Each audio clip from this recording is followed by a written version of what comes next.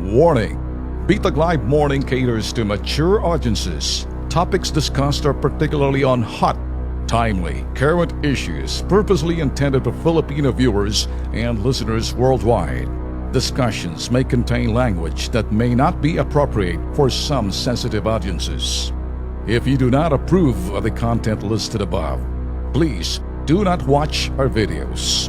If you wish to continue, we strongly advise that you proceed with caution.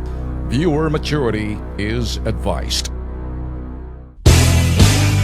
Ano magsasaka ang pinagsasabi nyo? Magsasaka ng mga hasyendero ng mga plantasyon? Sinong niloloko nyo? Yung mga saging?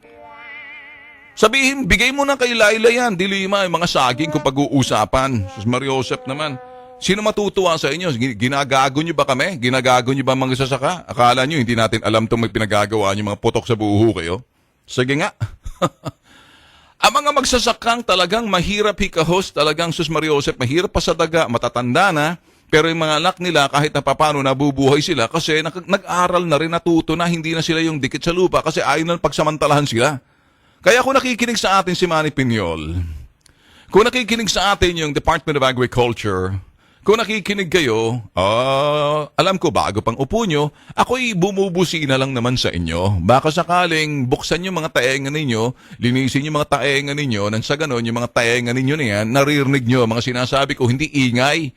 Pakinggan nyo ako sa puso nyo, hindi yung pakinggan nyo ako sa inyong mga tenga. Baka maya sundutin ko yan, para puro tutuloy, puro mga lugan lalabas dyan. Pasantabi lang kung makain kayo mga bossing ha.